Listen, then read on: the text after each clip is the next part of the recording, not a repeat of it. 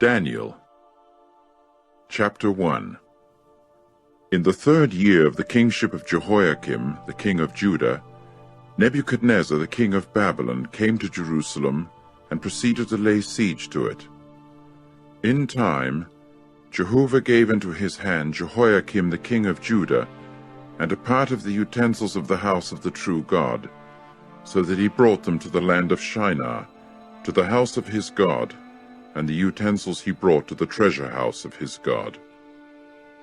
Then the king said to Ashpenaz, his chief court official, to bring some of the sons of Israel, and of the royal offspring, and of the nobles, children in whom there was no defect at all, but good in appearance, and having insight into all wisdom, and being acquainted with knowledge, and having discernment of what is known, in whom also there was ability to stand in the palace of the king, and to teach them the writing and the tongue of the Chaldeans.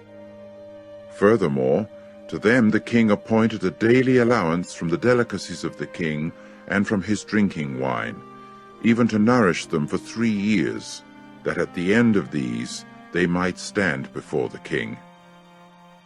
Now there happened to be among them some of the sons of Judah, Daniel, Hananiah, Mishael, and Azariah.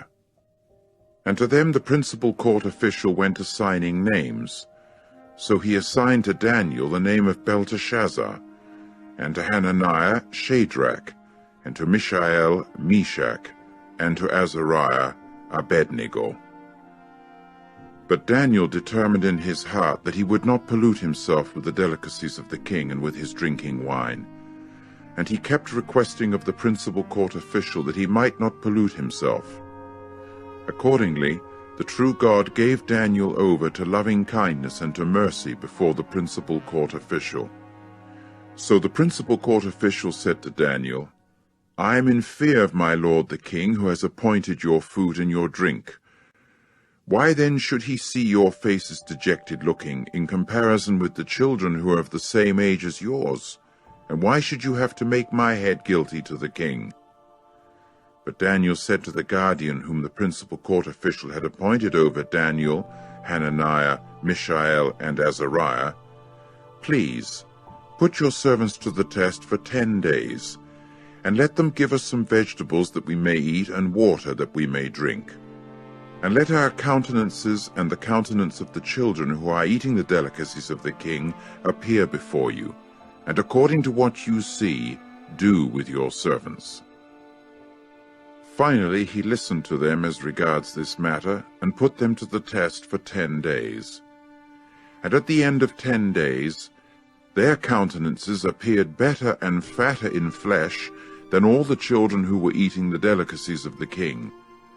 So the guardian kept on taking away their delicacies and their drinking wine, and giving them vegetables. And as for these children, the 4 of them, to them the true God gave knowledge and insight in all writing and wisdom. And Daniel himself had understanding in all sorts of visions and dreams. And at the end of the days that the king had said to bring them in, the principal court official also proceeded to bring them in before Nebuchadnezzar. And the king began to speak with them, and out of them all no one was found like Daniel, Hananiah, Mishael, and Azariah, and they continued to stand before the king. And as regards every matter of wisdom and understanding that the king inquired about from them, he even got to find them 10 times better than all the magic-practicing priests and the conjurers that were in all his royal realm. And Daniel continued on until the 1st year of Cyrus the king. Chapter 2. And in the 2nd year of the kingship of Nebuchadnezzar, Nebuchadnezzar dreamed dreams, and his spirit began to feel agitated, and his very sleep was made to be something beyond him. So the king said to call the magic-practicing priests and the conjurers and the sorcerers and the Chaldeans to tell the king his dreams. and they proceeded to come in and to stand before the king. Then the king said to them, "There is a dream that I have dreamed, and my spirit is agitated to know the dream." At that the Chaldeans spoke to the king in the Aramaic language, "O king, live on even for times indefinite.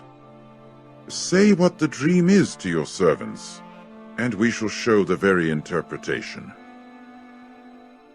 The king was answering and saying to the Chaldeans, "The word is being promulgated by me.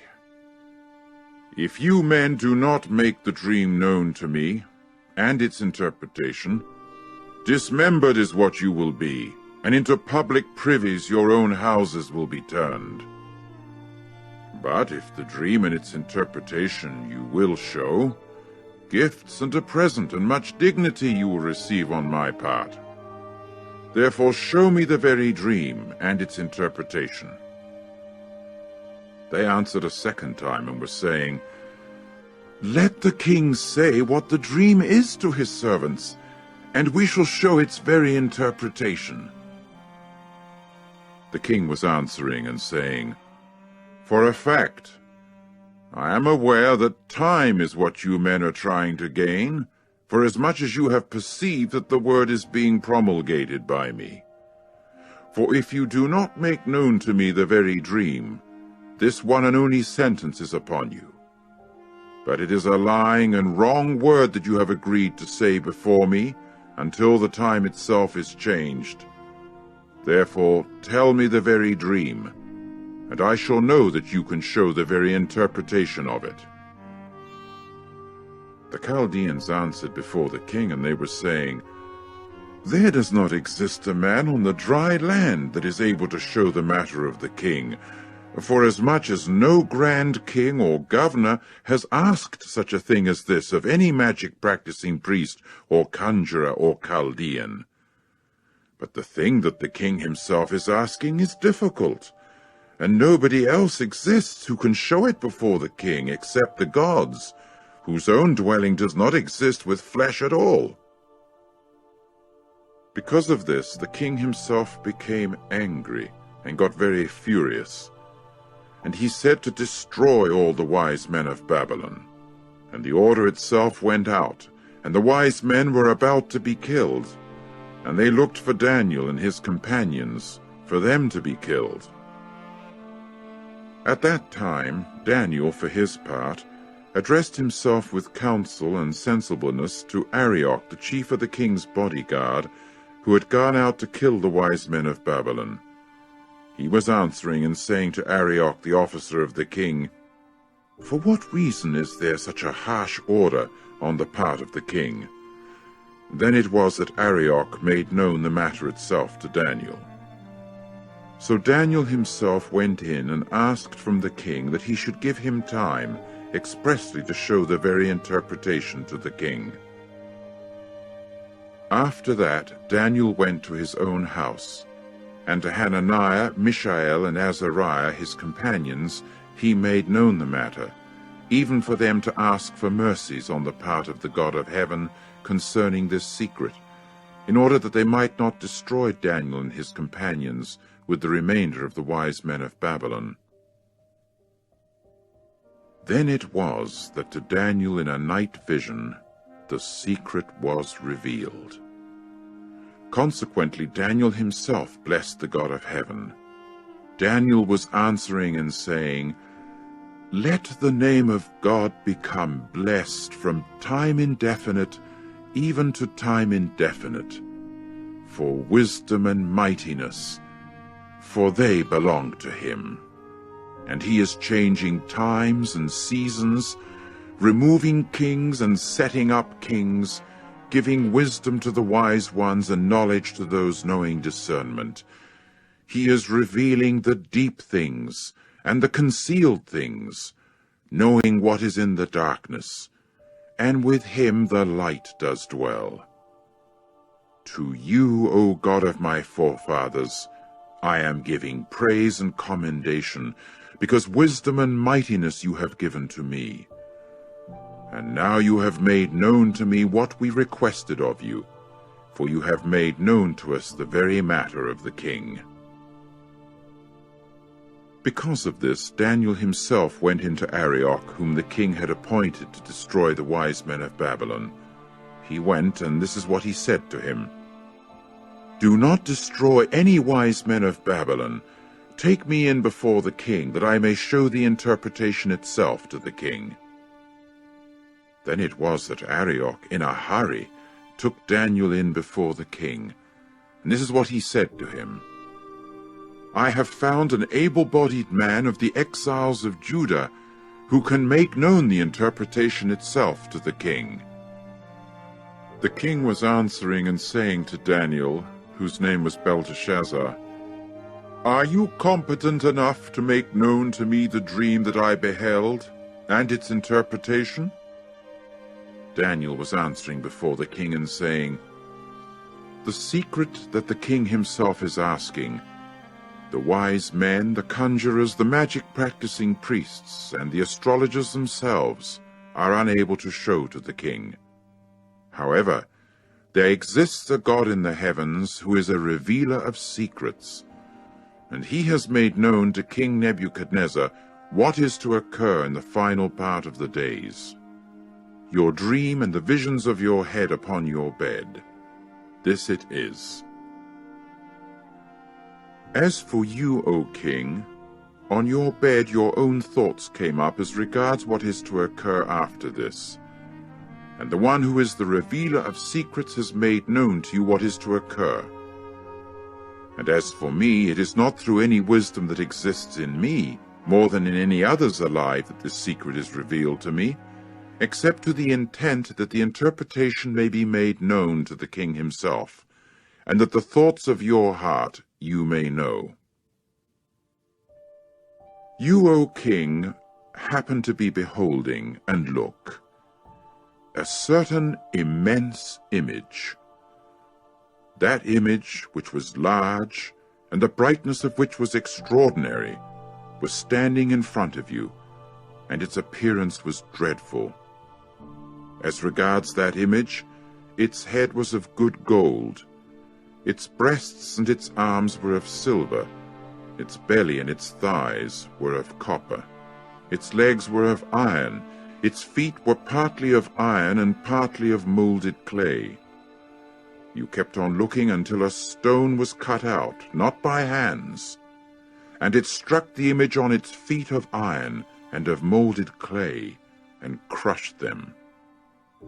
At that time the iron, the molded clay, the copper, the silver, and the gold were altogether crushed, and became like the chaff from the summer threshing floor, and the wind carried them away, so that no trace at all was found of them. And as for the stone that struck the image, it became a large mountain, and filled the whole earth. This is the dream, and its interpretation we shall say before the king. You, O king, the King of kings, you to whom the God of heaven has given the kingdom, the might, and the strength and the dignity, and into whose hand he has given, wherever the sons of mankind are dwelling, the beasts of the field and the winged creatures of the heavens, and whom he has made ruler over all of them, you yourself are the head of gold. And after you there will rise another kingdom inferior to you, and another kingdom, a third one of copper, that will rule over the whole earth. And as for the fourth kingdom, it will prove to be strong, like iron. For as much as iron is crushing and grinding everything else, so, like iron that shatters, it will crush and shatter even all these. And whereas you beheld the feet and the toes to be partly of molded clay of a potter and partly of iron, the kingdom itself will prove to be divided, but somewhat of the hardness of iron will prove to be in it, forasmuch as you beheld the iron mixed with moist clay.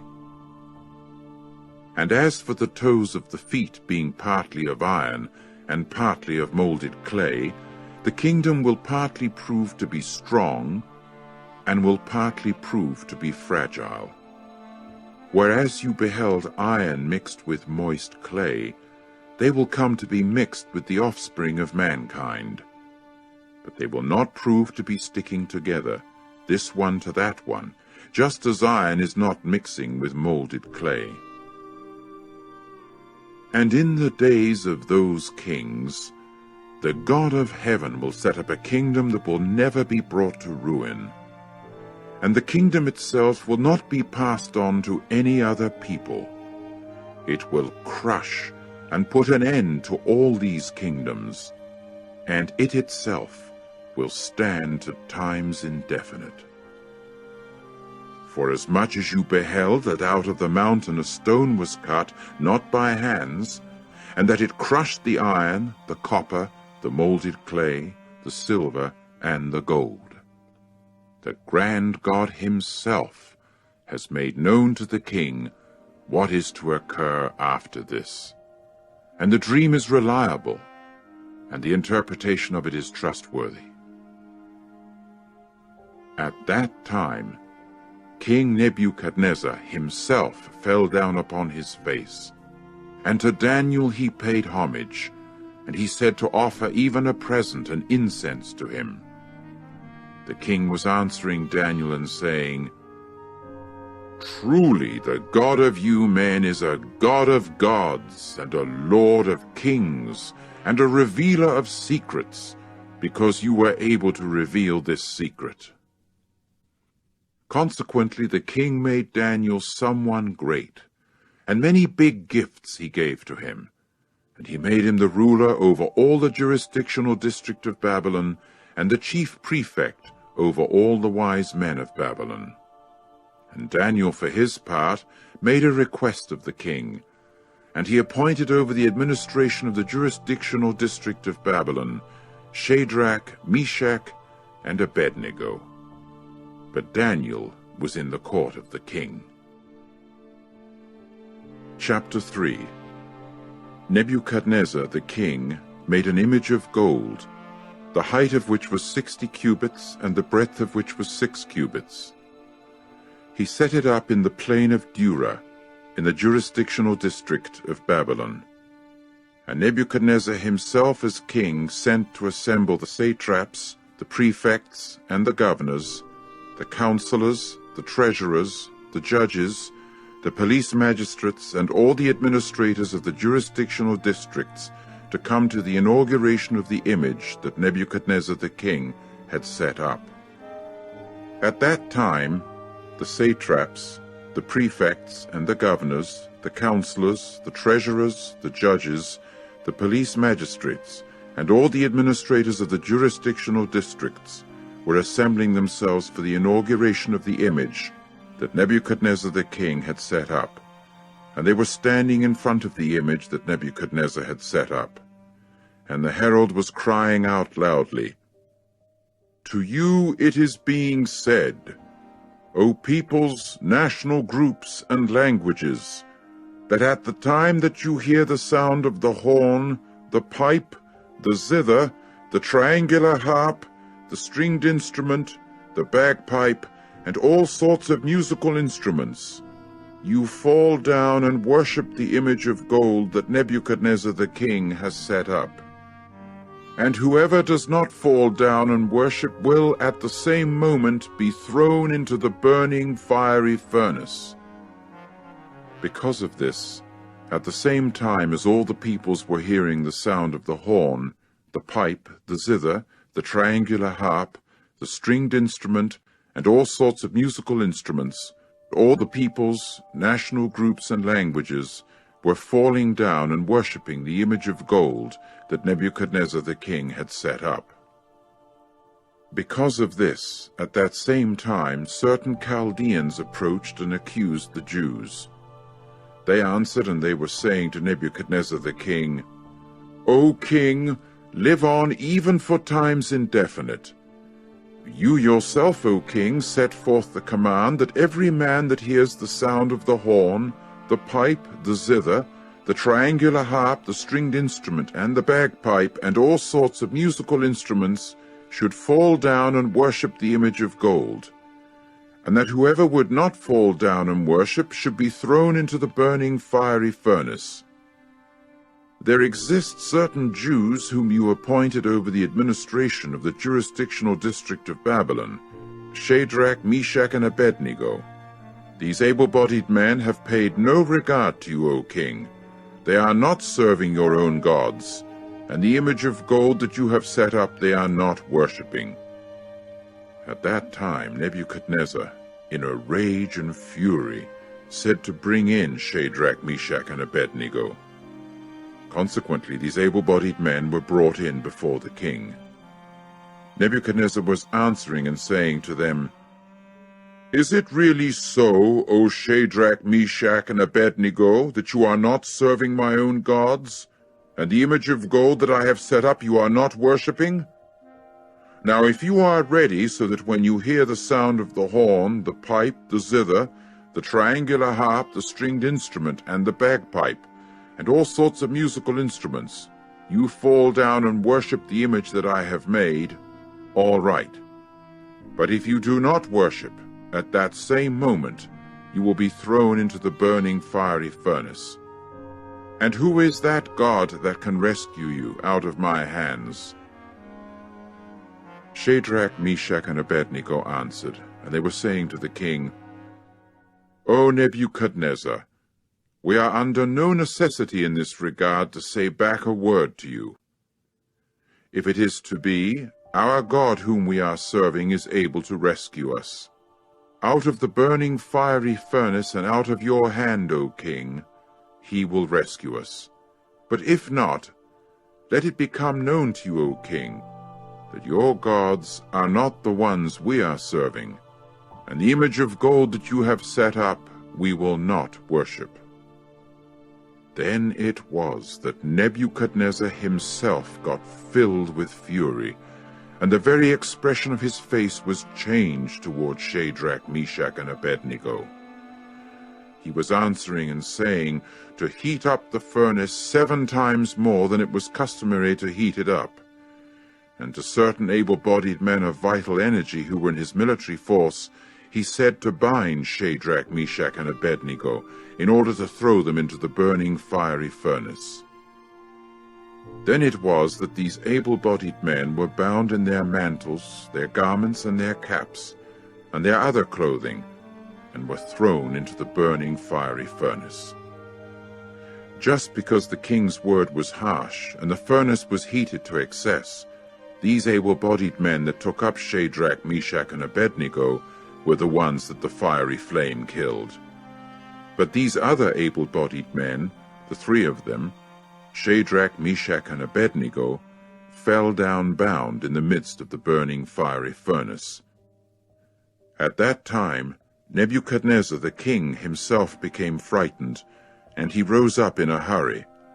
He was answering and saying to his high royal officials, "Was it not 3 able-bodied men that we threw bound into the midst of the fire?" They were answering and saying to the king, "Yes, O king." He was answering and saying, "Look, I am beholding 4 able-bodied men walking about free in the midst of the fire, and there is no hurt to them, and the appearance of the 4th one is resembling a son of the gods." Then it was that Nebuchadnezzar approached the door of the burning fiery furnace. He was answering and saying, "Shadrach, Meshach, and Abednego, you servants of the Most High God, step out and come here."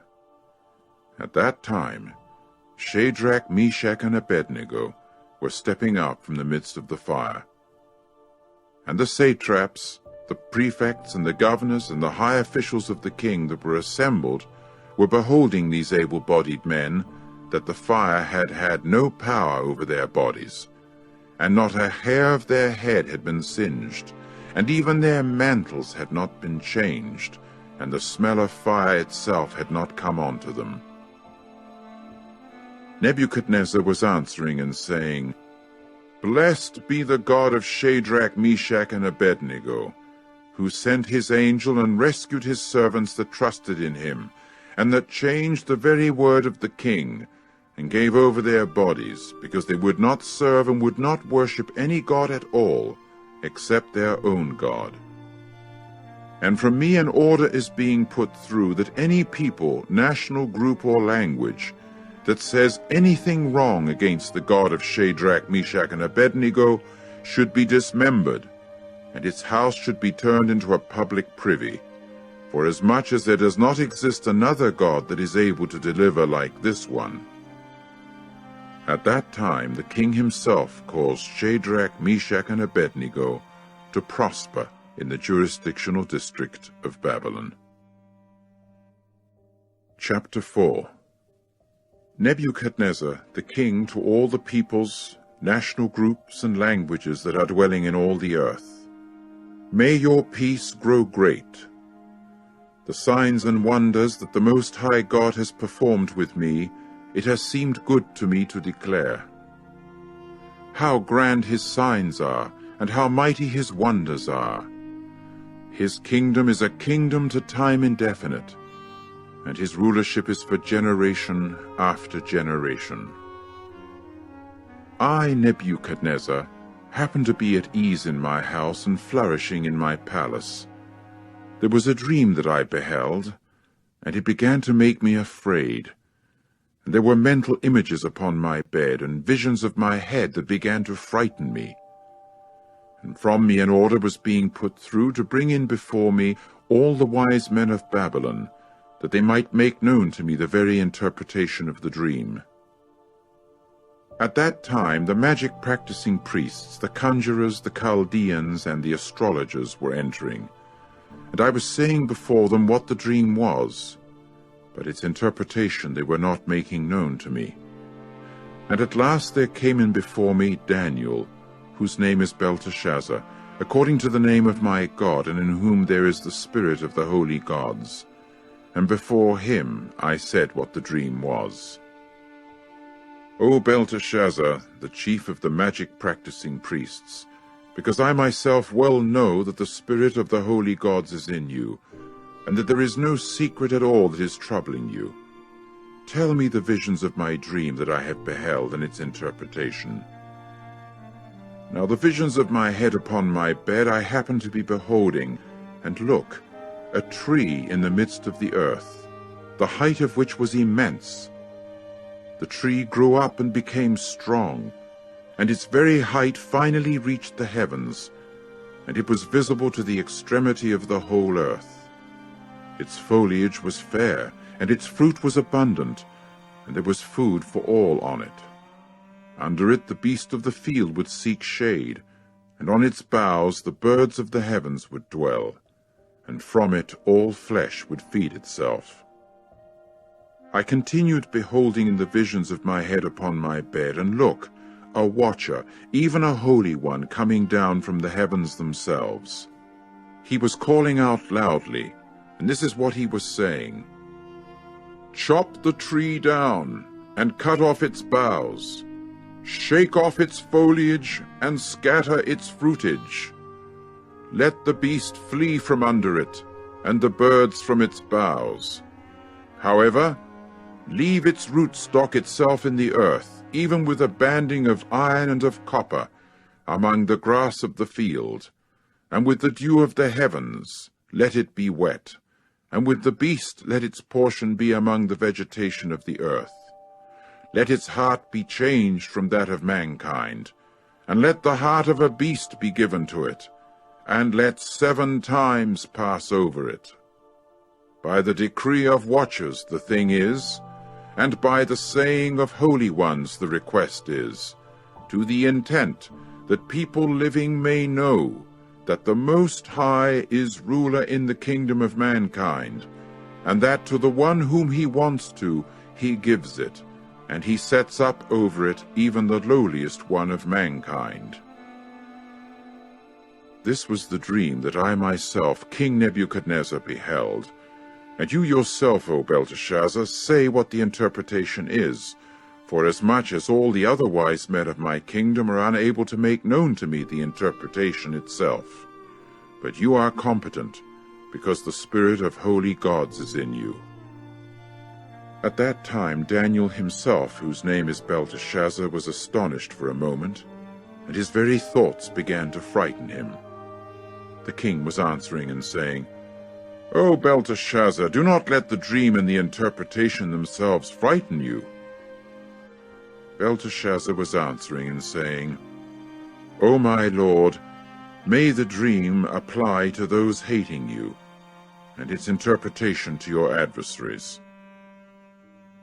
The tree that you beheld, that grew great and became strong, and the height of which finally reached the heavens, and which was visible to all the earth, and the foliage of which was fair, and the fruit of which was abundant, and on which there was food for all, under which the beasts of the field would dwell, and on the boughs of which the birds of the heavens would reside. It is you, O king, because you have grown great and become strong, and your grandeur has grown great and reached to the heavens, and your rulership to the extremity of the earth. And because the king beheld a watcher, even a holy one, coming down from the heavens, who was also saying, 'Chop the tree down and ruin it. However, leave its rootstock itself in the earth, but with a banding of iron and of copper, among the grass of the field, and with the dew of the heavens let it become wet. And with the beasts of the field let its portion be, until 7 times themselves pass over it. This is the interpretation, O king, and the decree of the Most High is that which must befall my lord the king. And you they will be driving away from men, and with the beasts of the field your dwelling will come to be. And the vegetation is what they will give, even to you to eat, just like bulls. And with the dew of the heavens you yourself will be getting wet. And 7 times themselves will pass over you, until you know that the Most High is ruler in the kingdom of mankind, and that to the one whom he wants to, he gives it. And because they said to leave the rootstock of the tree, your kingdom will be sure to you after you know that the heavens are ruling. Therefore, O king, may my counsel seem good to you, and remove your own sins by righteousness, and your iniquity by showing mercy to the poor ones. Maybe there will occur a lengthening of your prosperity." All this befell Nebuchadnezzar the king. At the end of 12 lunar months, he happened to be walking upon the royal palace of Babylon. The king was answering and saying, "Is not this Babylon the Great, that I myself have built for the royal house, with the strength of my might, and for the dignity of my majesty?" While the word was yet in the king's mouth, there was a voice that fell from the heavens. "To you it is being said, O Nebuchadnezzar the king, the kingdom itself has gone away from you, and from mankind they are driving even you away, and with the beasts of the field your dwelling will be. Vegetation they will give even to you to eat just like bulls, and 7 times themselves will pass over you, until you know that the Most High is ruler in the kingdom of mankind, and that to the one whom he wants to, he gives it." At that moment the word itself was fulfilled upon Nebuchadnezzar, and from mankind he was being driven away, and vegetation he began to eat just like bulls, and with the dew of the heavens his own body got to be wet, until his very hair grew long just like eagle's feathers, and his nails like bird's claws. And at the end of the days, I, Nebuchadnezzar, lifted up to the heavens my eyes, and my own understanding began to return to me. And I blessed the Most High himself, and the one living to time indefinite I praised and glorified, because his rulership is a rulership to time indefinite, and his kingdom is for generation after generation. And all the inhabitants of the earth are being considered as merely nothing, and he is doing according to his own will among the army of the heavens and the inhabitants of the earth. And there exists no one that can check his hand, or that can say to him, "What have you been doing?" At the same time my understanding itself began to return to me, and for the dignity of my kingdom, my majesty and my brightness themselves began to return to me, and for me even my high royal officers and my grandees began eagerly searching, and I was re-established upon my own kingdom, and greatness extraordinary was added to me. Now I, Nebuchadnezzar, am praising and exalting and glorifying the King of the heavens, because all his works are truth, and his ways are justice, and because those who are walking in pride he is able to humiliate. Chapter 5. As regards Belshazzar the king, he made a big feast for 1,000 of his grandees, and in front of the 1,000 he was drinking wine. Belshazzar, under the influence of the wine, said to bring in the vessels of gold and of silver that Nebuchadnezzar his father had taken away from the temple that was in Jerusalem, that from them the king and his grandees, his concubines, and his secondary wives might drink. At that time they brought in the vessels of gold that they had taken away from the temple of the house of God that was in Jerusalem, and from them the king and his grandees, his concubines, and his secondary wives drank. They drank wine, and they praised the gods of gold and of silver, copper, iron, wood, and stone. At that moment the fingers of a man's hand came forth, and were writing in front of the lampstand upon the plaster of the wall of the palace of the king. And the king was beholding the back of the hand that was writing. At that time, as regards the king, his very complexion was changed in him, and his own thoughts began to frighten him, and his hip joints were loosening, and his very knees were knocking each other.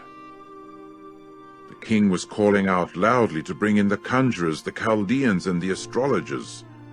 The king was answering and saying to the wise men of Babylon, "Any man that will read this writing and show me its very interpretation, with purple he will be clothed, with a necklace of gold about his neck, and as the third one in the kingdom he will rule."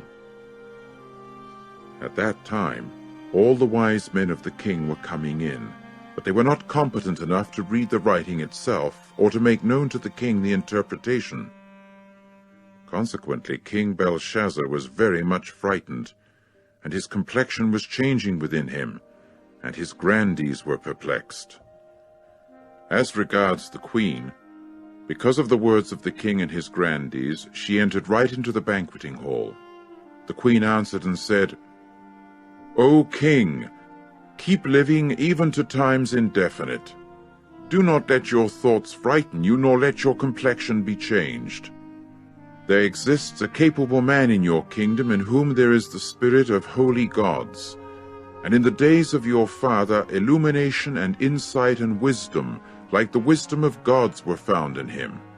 And King Nebuchadnezzar your father himself set him up as chief of the magic-practicing priests, the conjurers, the Chaldeans, and the astrologers, even your father, O king.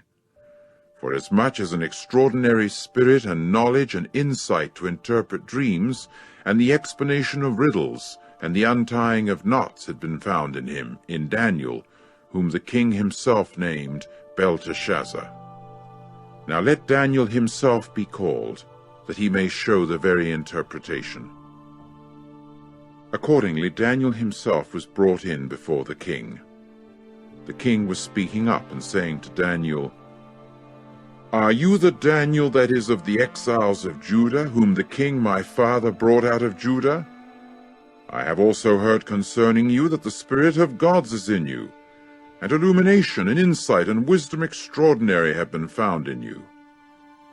And now there have been brought in before me the wise men and the conjurers, that they may read this very writing, even to make known to me its interpretation. But they are not competent enough to show the very interpretation of the word. And I myself have heard concerning you, that you are able to furnish interpretations and to untie knots themselves. Now, if you are able to read the writing and to make known to me its very interpretation, with purple you will be clothed, with a necklace of gold around your neck, and as the third one in the kingdom you will rule. At that time Daniel was answering and saying before the king, Let your gifts prove to be to you yourself, and your presents do you give to others. However, I shall read the writing itself to the king, and the interpretation I shall make known to him. As for you, O king, the Most High God himself gave to Nebuchadnezzar your father the kingdom and the greatness and the dignity and the majesty. And because of the greatness that he gave him, all peoples, national groups, and languages proved to be quaking and showing fear before him. Whom he happened to want to, he was killing, and whom he happened to want to, he was striking, and whom he happened to want to, he was exalting, and whom he happened to want to, he was humiliating. But when his heart became haughty, and his own spirit became hard, so as to act presumptuously, he was brought down from the throne of his kingdom, and his own dignity was taken away from him. And from the sons of mankind he was driven away, and his very heart was made like that of a beast, and with the wild asses his dwelling was. Vegetation they would give him to eat, just like bulls, and with the dew of the heavens his own body got to be wet, until he knew that the Most High God is ruler in the kingdom of mankind, and that the one whom he wants to, he sets up over it. And as for you, his son Belshazzar, you have not humbled your heart, although you knew all this, but against the Lord of the heavens you exalted yourself, and they brought before you even the vessels of his house, and you yourself, and your grandees, your concubines, and your secondary wives have been drinking wine from them, and you have praised mere gods of silver and of gold, copper, iron, wood and stone, that are beholding nothing, or hearing nothing, or knowing nothing, but the God in whose hand your breath is, and to whom all your ways belong, you have not glorified. Consequently, from before him there was being sent the back of a hand, and this very writing was inscribed, and this is the writing that was inscribed. Mene, Mene, Tekel, and Parsin. This is the interpretation of the word. Mene, God has numbered the days of your kingdom and has finished it. Tekel, you have been weighed in the balances and have been found deficient. Perez, your kingdom has been divided and given to the Medes and the Persians. At that time Belshazzar commanded, and they clothed Daniel with purple, with a necklace of gold about his neck, and they heralded concerning him that he was to become the third ruler in the kingdom. In that very night Belshazzar the Chaldean king was killed, and Darius the Mede himself received the kingdom, being about 62 years old. Chapter 6. It seemed good to Darius, and he set up over the kingdom 120 satraps who were to be over the whole kingdom, and over them 3 high officials, of whom Daniel was one, in order that these satraps might continually be giving to them the report, and the king himself might not become the loser. Then it was that this Daniel was steadily distinguishing himself over the high officials and the satraps, for as much as an extraordinary spirit was in him, and the king was intending to elevate him over all the kingdom. At that time, the high officials and the satraps themselves were constantly seeking to find some pretext against Daniel respecting the kingdom. But there was no pretext or corrupt thing at all that they were able to find, for as much as he was trustworthy, and no negligence or corrupt thing at all was found in him. Consequently, these able-bodied men were saying, "We shall find in this Daniel no pretext at all, except we have to find it against him in the law of his God." Accordingly, these high officials and satraps themselves entered as a throng to the king, and this is what they were saying to him. "O Darius the king, live on even for times indefinite. All the high officials of the kingdom, the prefects and the satraps, the high royal officers and the governors, have taken counsel together to establish a royal statute and to enforce an interdict, that whoever makes a petition to any god or man for 30 days except to you, O king, should be thrown to the lion's pit. Now, O king, may you establish the statute and sign the writing in order for it not to be changed, according to the law of the Medes and the Persians, which is not annulled." In accord with this, King Darius himself signed the writing and the interdict. But Daniel, as soon as he knew that the writing had been signed, entered into his house, and the windows in his roof chamber being opened for him toward Jerusalem, even 3 times in a day, he was kneeling on his knees and praying and offering praise before his God, as he had been regularly doing prior to this. At that time, these able-bodied men themselves crowded in and found Daniel petitioning and imploring favor before his God. Then it was that they approached and were saying before the king concerning the interdict of the king, "Is there not an interdict that you have signed, that any man that asks a petition from any god or man for 30 days, except from you, O king, he should be thrown to the lion's pit?" The king was answering and saying, "The matter is well established according to the law of the Medes and the Persians, which is not annulled." Immediately they answered, and they were saying before the king, "Daniel, who is of the exiles of Judah, has paid no regard to you, O king, nor to the interdict that you signed. But 3 times in a day he is making his petition." Consequently, the king, as soon as he heard the word, it was very displeasing to him, and toward Daniel he set his mind in order to rescue him. Until the setting of the sun he kept on striving to deliver him. Finally, these able-bodied men themselves entered as a throng to the king, and they were saying to the king, "Take note, O king, that the law belonging to the Medes and the Persians is that any interdict or statute that the king himself establishes is not to be changed." Accordingly, the king himself commanded, and they brought Daniel and threw him into the pit of the lions. The king was answering and saying to Daniel, "Your God whom you are serving with constancy, he himself will rescue you." And a stone was brought and placed on the mouth of the pit, and the king sealed it with his signet ring, and with the signet ring of his grandees, in order that nothing should be changed in the case of Daniel. At that time the king went to his palace, and spent the night fasting, and no musical instruments were brought in before him, and his very sleep fled from him. Finally the king himself, at dawn, proceeded to get up in the daylight, and in a hurry he went right to the lion's pit. And as he got near to the pit, he cried out with a sad voice even to Daniel. The king was speaking up and saying to Daniel, "O Daniel, servant of the living God, has your God whom you are serving with constancy been able to rescue you from the lions?" Immediately Daniel himself spoke even with the king. "O king, live on even to times indefinite.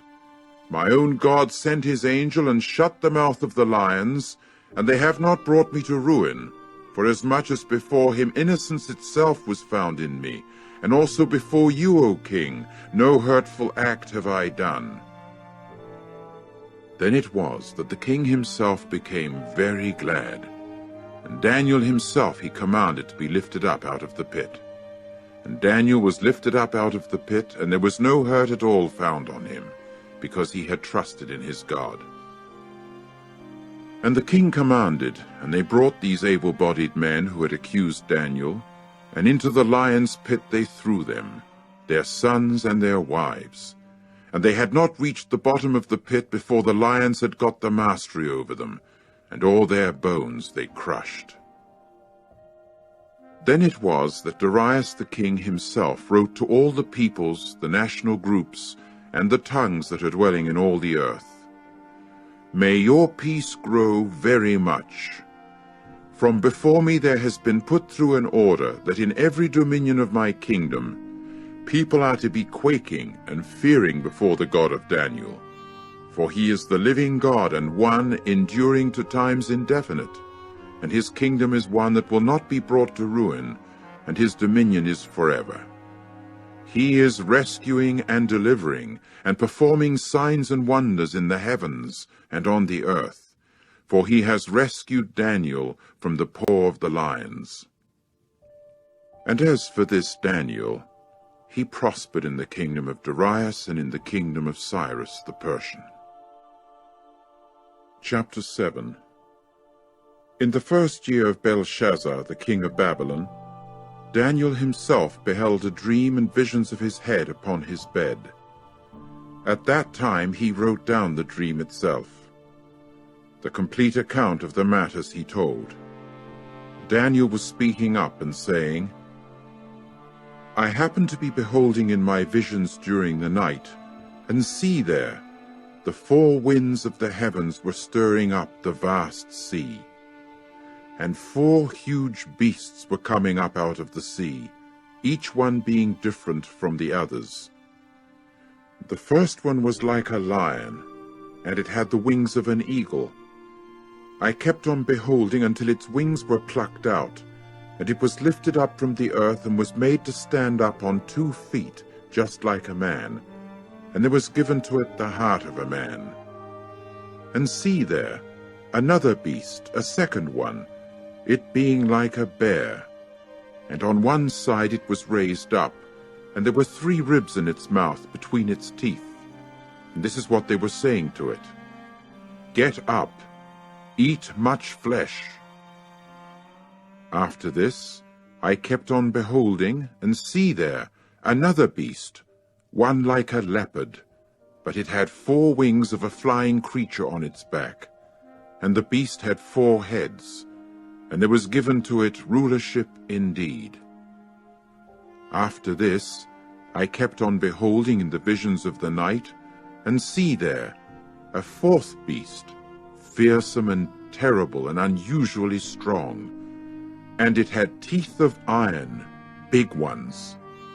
It was devouring and crushing, and what was left it was treading down with its feet. And it was something different from all the other beasts that were prior to it, and it had 10 horns. I kept on considering the horns, and look, another horn, a small one, came up in among them, and there were 3 of the first horns that were plucked up from before it. And look, there were eyes like the eyes of a man in this horn, and there was a mouth speaking grandiose things. I kept on beholding until there were thrones placed, and the Ancient of Days sat down. His clothing was white, just like snow, and the hair of his head was like clean wool. His throne was flames of fire. Its wheels were a burning fire. There was a stream of fire flowing and going out from before him.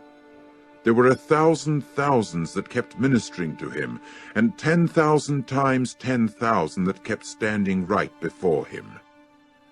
The court took its seat, and there were books that were opened. I kept on beholding at that time because of the sound of the grandiose words that the horn was speaking. I kept on beholding until the beast was killed, and its body was destroyed, and it was given to the burning fire. But as for the rest of the beasts, their rulerships were taken away, and there was a lengthening in life given to them for a time and a season. I kept on beholding in the visions of the night, and see there, with the clouds of the heavens, someone like a son of man happened to be coming, and to the Ancient of Days he gained access, and they brought him up close even before that one. And to him they were given rulership and dignity and kingdom, that the peoples, national groups, and languages should all serve even him. His rulership is an indefinitely lasting rulership that will not pass away, and his kingdom one that will not be brought to ruin. As for me, Daniel, my spirit was distressed within on account of it, and the very visions of my head began to frighten me.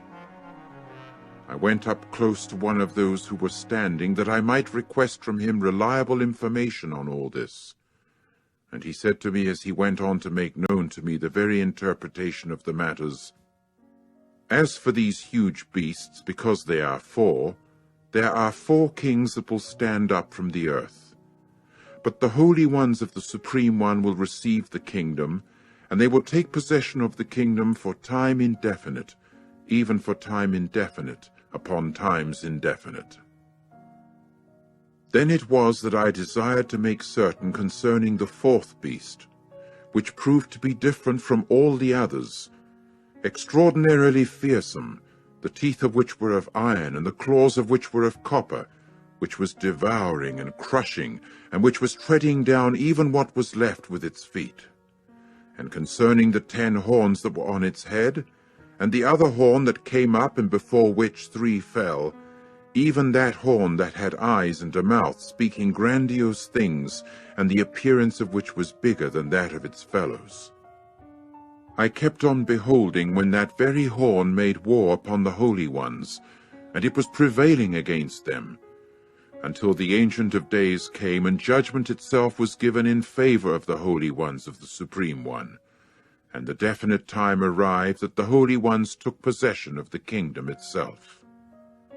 This is what he said: "As for the 4th beast, there is a 4th kingdom that will come to be on the earth, that will be different from all the other kingdoms, and it will devour all the earth, and will trample it down and crush it.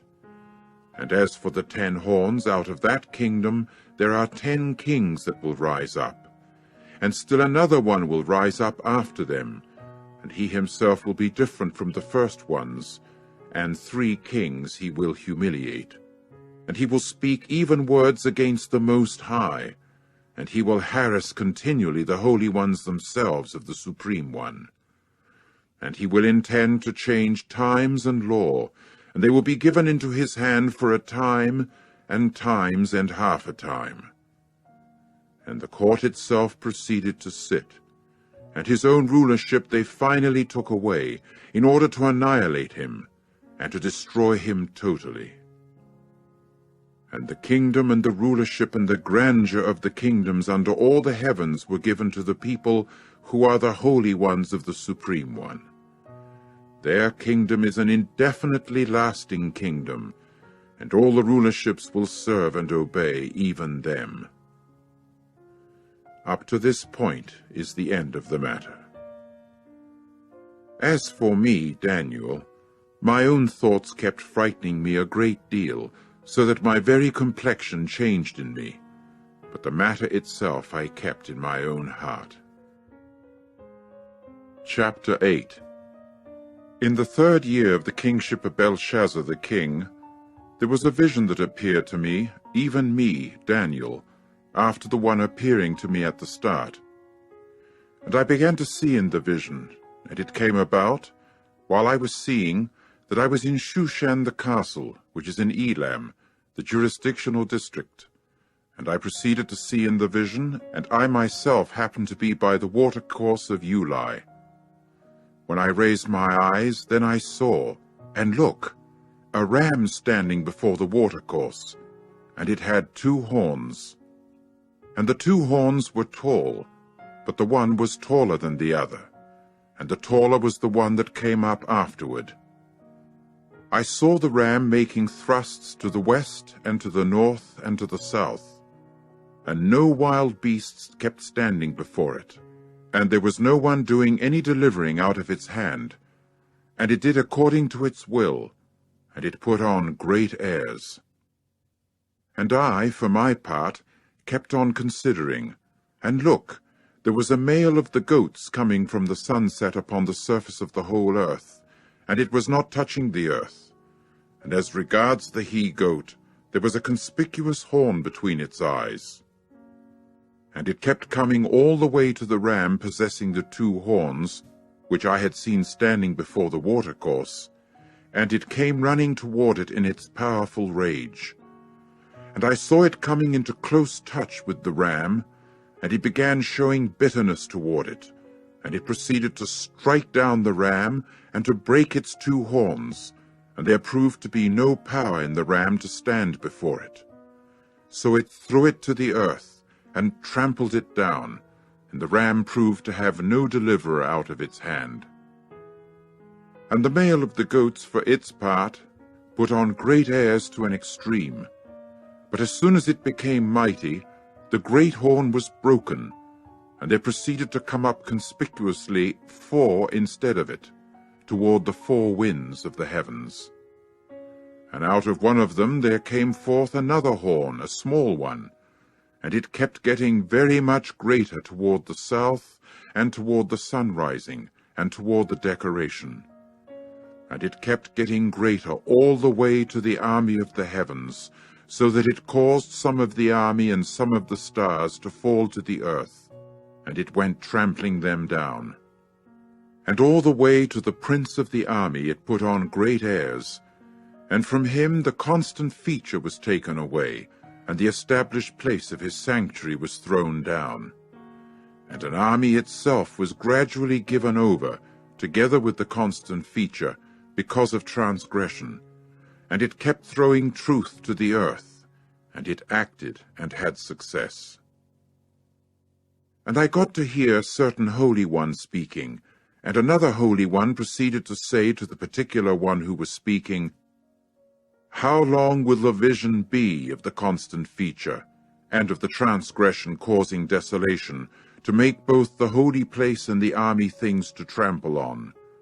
So he said to me, "Until 2,300 evenings and mornings, and the holy place will certainly be brought into its right condition." Then it came about that while I myself, Daniel, was seeing the vision, and seeking an understanding, why look, there was standing in front of me someone in appearance like an able-bodied man, and I began to hear the voice of an earthling man in the midst of the uli, and he proceeded to call out and say, "Gabriel, make that one there understand the things seen." So he came beside where I was standing, but when he came I got terrified so that I fell upon my face. And he proceeded to say to me, "Understand, O Son of Man, that the vision is for the time of the end." And while he was speaking with me, I had become fast asleep on my face on the earth. So he touched me and made me stand up where I had been standing. And he went on to say, "Here I am causing you to know what will occur in the final part of the denunciation, because it is for the appointed time of the end. The ram that you saw possessing the two horns stands for the kings of Media and Persia, and the hairy he-goat stands for the king of Greece. And as for the great horn that was between its eyes, it stands for the first king. And that one having been broken, so that there were four that finally stood up instead of it, there are four kingdoms from his nation that will stand up, but not with his power. And in the final part of their kingdom, as the transgressors act to a completion, there will stand up a king fierce in countenance, and understanding ambiguous sayings, and his power must become mighty, but not by his own power. And in a wonderful way he will cause ruin, and he will certainly prove successful and do effectively. And he will actually bring mighty ones to ruin, also the people made up of the holy ones. And according to his insight, he will also certainly cause deception to succeed in his hand, and in his heart he will put on great airs, and during a freedom from care he will bring many to ruin, and against the prince of princes he will stand up. But it will be without hand that he will be broken.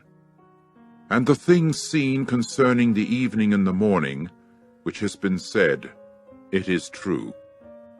And you, for your part, keep secret the vision, because it is yet for many days. And as for me, Daniel, I felt exhausted, and was made sick for some days. Then I got up and did the work of the king.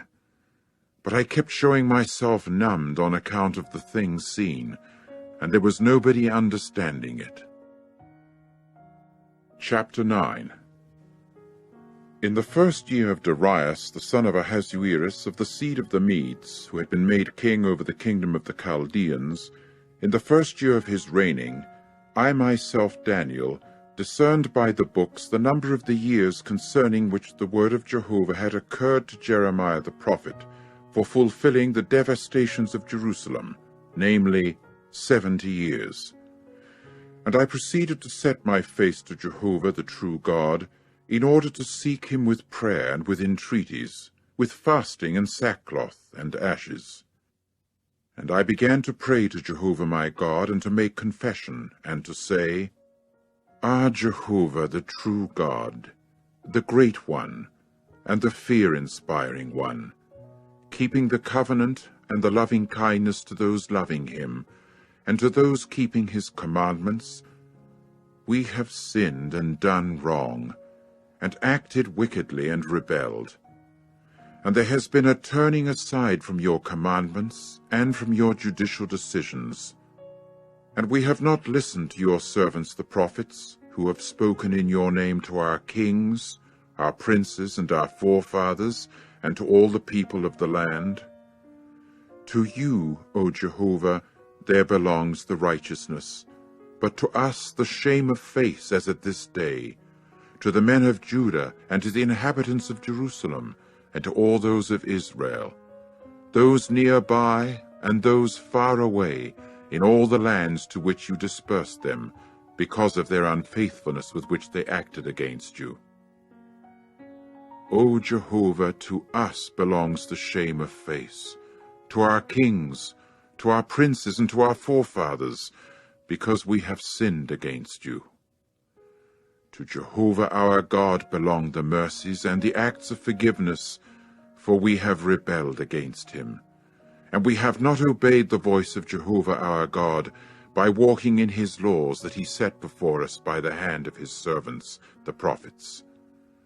And all those of Israel have overstepped your law, and there has been a turning aside by not obeying your voice, so that you poured out upon us the curse, and the sworn oath that is written in the law of Moses, the servant of the true God, for we have sinned against him. And he proceeded to carry out his words that he had spoken against us, and against our judges who judged us, by bringing upon us great calamity, such as was not done under the whole heavens, as what has been done in Jerusalem. Just as it is written in the law of Moses, all this calamity, it has come upon us, and we have not softened the face of Jehovah our God, by turning back from our error, and by showing insight into your trueness. And Jehovah kept alert to the calamity, and finally brought it upon us. For Jehovah our God is righteous in all his works that he has done, and we have not obeyed his voice. And now, O Jehovah our God, you who brought your people out from the land of Egypt by a strong hand, and proceeded to make a name for yourself as at this day, we have sinned, we have acted wickedly.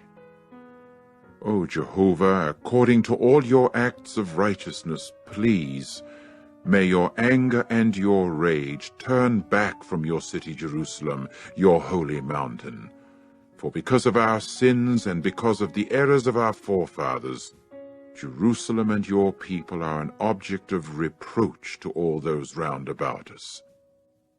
And now listen, O our God, to the prayer of your servant, and to his entreaties, and cause your face to shine upon your sanctuary that is desolated, for the sake of Jehovah. Incline your ear, O my God, and hear. Do open your eyes and see our desolated conditions, and the city that has been called by your name.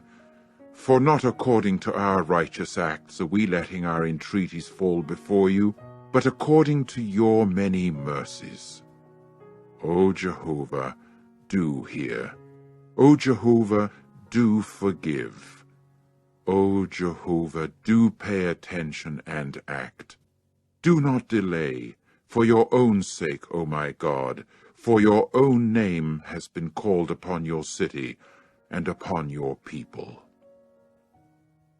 While I was yet speaking and praying and confessing my sin and the sin of my people Israel, and letting my request for favor fall before Jehovah my God concerning the holy mountain of my God, and while I was yet speaking in the prayer, why, the man Gabriel, whom I had seen in the vision at the start, having been made weary with tiredness, was arriving by me at the time of the evening gift offering, and he proceeded to impart understanding and speak with me and say, O Daniel, now I have come forth to make you have insight with understanding. At the start of your entreaties a word went forth, and I myself have come to make report, because you are someone very desirable. So give consideration to the matter, and have understanding in the things seen. There are 70 weeks that have been determined upon your people and upon your holy city, in order to terminate the transgression, and to finish off sin, and to make atonement for error, and to bring in righteousness for times indefinite, and to imprint a seal upon vision and prophet, and to anoint the Holy of Holies. And you should know and have the insight that from the going forth of the word to restore and to rebuild Jerusalem until Messiah the leader, there will be 7 weeks, also 62 weeks. She will return and be actually rebuilt, with a public square and moat, but in the straits of the times. And after the 62 weeks, Messiah will be cut off, with nothing for himself. And the city and the holy place, the people of a leader that is coming, will bring to their ruin. And the end of it will be by the flood. And until the end there will be war. What is decided upon is desolations. And he must keep the covenant in force for the many for 1 week. And at the half of the week he will cause sacrifice and gift offering to cease. And upon the wing of disgusting things there will be the one causing desolation, and until an extermination, the very thing decided upon will go pouring out, also upon the one lying desolate. Chapter 10. In the 3rd year of Cyrus, the king of Persia, there was a matter revealed to Daniel, whose name was called Belteshazzar, and the matter was true, and there was a great military service. And he understood the matter, and he had understanding in the things seen. In those days, I myself, Daniel, happened to be mourning for 3 full weeks. Dainty bread I did not eat, and no flesh or wine entered into my mouth, and in no way did I grease myself until the completing of the 3 full weeks.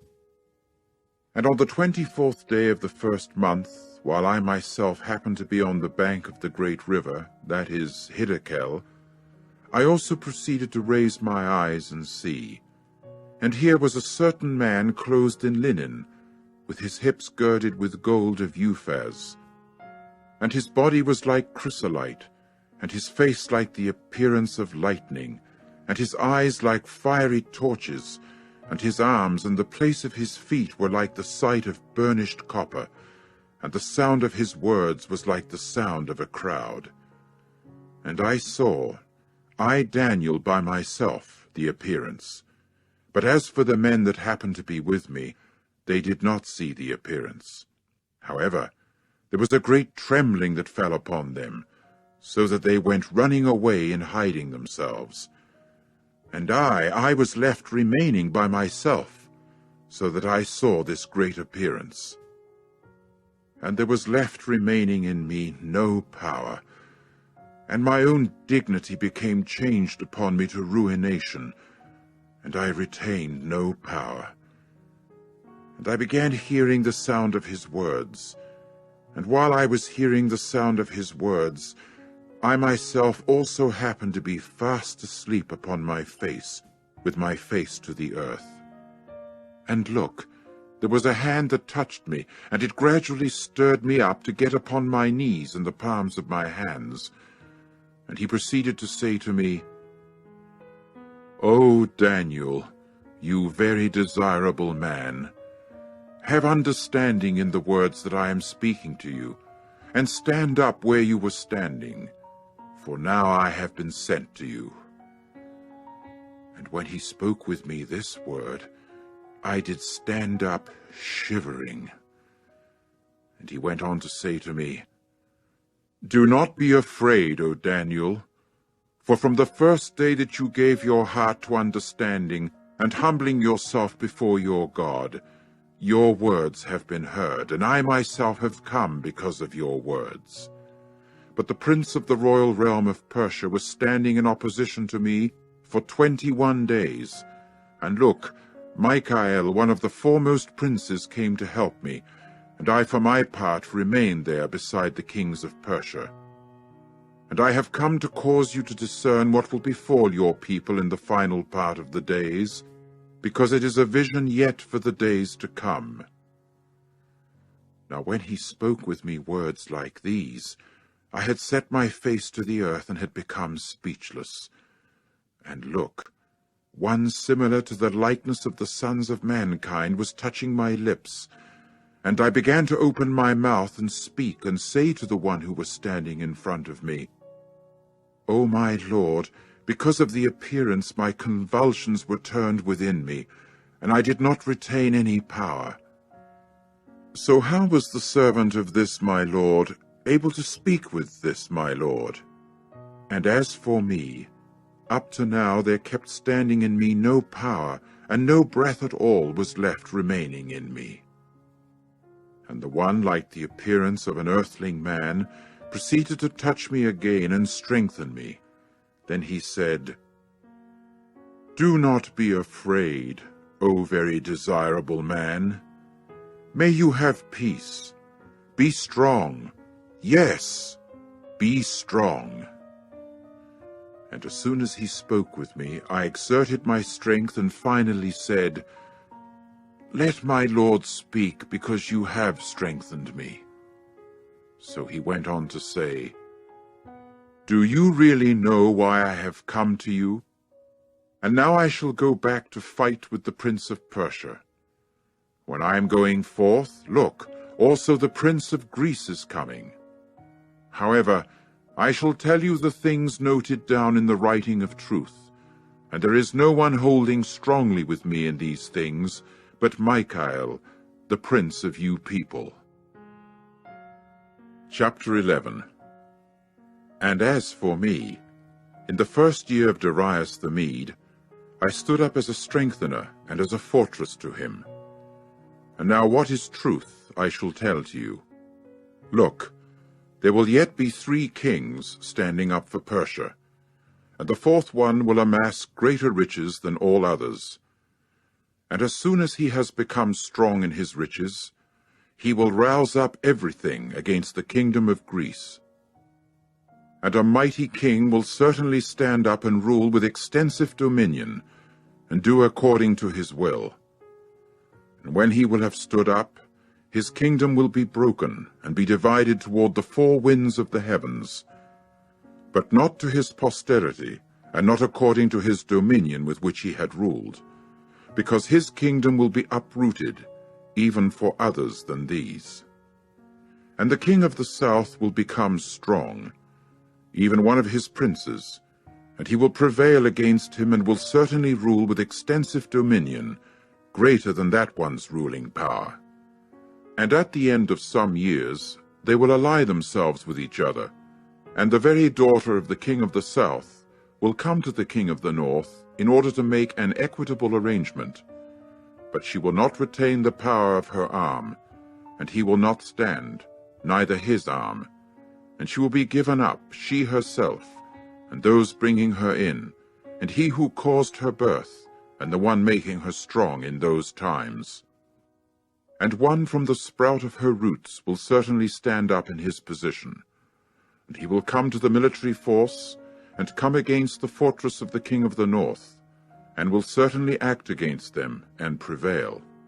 And also with their gods, with their molten images, with their desirable articles of silver and of gold, and with the captives he will come to Egypt. And he himself will for some years stand off from the king of the north. And he will actually come into the kingdom of the king of the south, and go back to his own soil. Now as for his sons, they will excite themselves, and actually gather together a crowd of large military forces, and in coming he will certainly come and flood over and pass through. But he will go back, and he will excite himself all the way to his fortress. And the king of the south will embitter himself, and will have to go forth and fight with him, that is, with the king of the north. And he will certainly have a large crowd stand up, and the crowd will actually be given into the hand of that one. And the crowd will certainly be carried away. His heart will become exalted, and he will actually cause tens of thousands to fall. But he will not use his strong position. And the king of the north must return, and set up a crowd larger than the first. And at the end of the times, some years, he will come, doing so with a great military force, and with a great deal of goods. And in those times there will be many who will stand up against the king of the south. And the sons of the robbers belonging to your people will, for their part, be carried along to try making a vision come true, and they will have to stumble. And the king of the north will come and throw up a siege rampart, and actually capture a city with fortifications. And as for the arms of the south, they will not stand, neither the people of his picked ones, and there will be no power to keep standing. And the one coming against him will do according to his will, and there will be no one standing before him. And he will stand in the land of the decoration, and there will be extermination in his hand. And he will set his face to come with the forcefulness of his entire kingdom, and there will be equitable terms with him, and he will act effectively. And as regards the daughter of womankind, it will be granted to him to bring her to ruin, and she will not stand, and she will not continue to be his. And he will turn his face back to the coastlands, and will actually capture many. And a commander will have to make the reproach from him cease for himself, so that his reproach will not be. He will make it turn back upon that one. And he will turn his face back to the fortresses of his own land, and he will certainly stumble and fall, and he will not be found. And there must stand up in his position one who is causing an exactor to pass through the splendid kingdom, and in a few days he will be broken, but not in anger, nor in warfare. And there must stand up in his position one who is to be despised, and they will certainly not set upon him the dignity of the kingdom. And he will actually come in during a freedom from care, and take hold of the kingdom by means of smoothness. And as regards the arms of the flood, they will be flooded over on account of him, and they will be broken, as will also the leader of the covenant.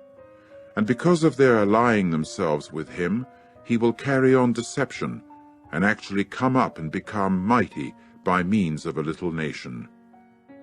During freedom from care, even into the fatness of the jurisdictional district he will enter in, and actually do what his fathers and the fathers of his fathers have not done. Plunder and spoil and goods he will scatter among them, and against fortified places he will scheme out his schemes, but only until a time. And he will arouse his power and his heart against the king of the south with a great military force. And the king of the south, for his part, will excite himself for the war with an exceedingly great and mighty military force. And he will not stand, because they will scheme out against him schemes. And the very ones eating his delicacies will bring his breakdown. And as for his military force, it will be flooded away, and many will certainly fall down slain. And as regards these two kings, their heart will be inclined to doing what is bad, and at one table a lie is what they will keep speaking. But nothing will succeed, because the end is yet for the time appointed. And he will go back to his land with a great amount of goods, and his heart will be against the holy covenant, and he will act effectively and certainly go back to his land. At the time appointed he will go back, and he will actually come against the south, but it will not prove to be at the last the same as at the first. And there will certainly come against him the ships of Kittim, and he will have to become dejected.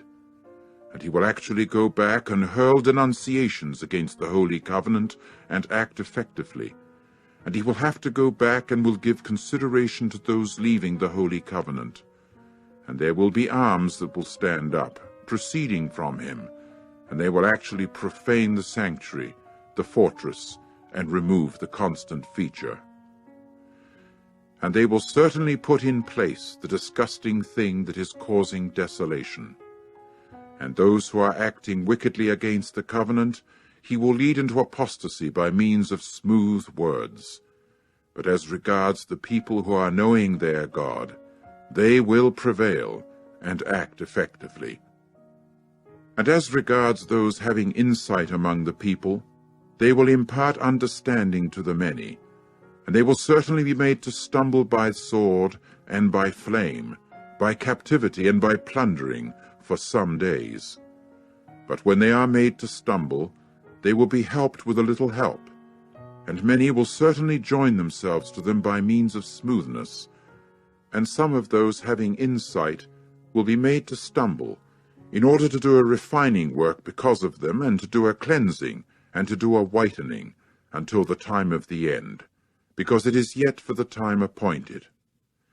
And the king will actually do according to his own will, and he will exalt himself and magnify himself above every god. And against the God of gods he will speak marvelous things, and he will certainly prove successful until the denunciation will have come to a finish, because the thing decided upon must be done. And to the God of his fathers he will give no consideration, and to the desire of women and to every other god he will give no consideration, but over everyone he will magnify himself. But to the God of fortresses in his position he will give glory, and to a god that his fathers did not know he will give glory by means of gold, and by means of silver, and by means of precious stone, and by means of desirable things. And he will act effectively against the most fortified strongholds, along with a foreign god. Whoever has given him recognition, he will make abound with glory, and he will actually make them rule among many, and the ground he will apportion out for a price.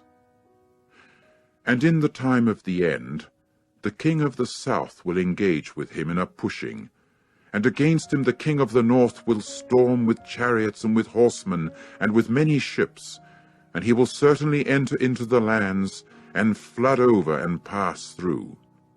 He will also actually enter into the land of the decoration, and there will be many lands that will be made to stumble, but these are the ones that will escape out of his hand, Edom and Moab, and the main part of the sons of Ammon.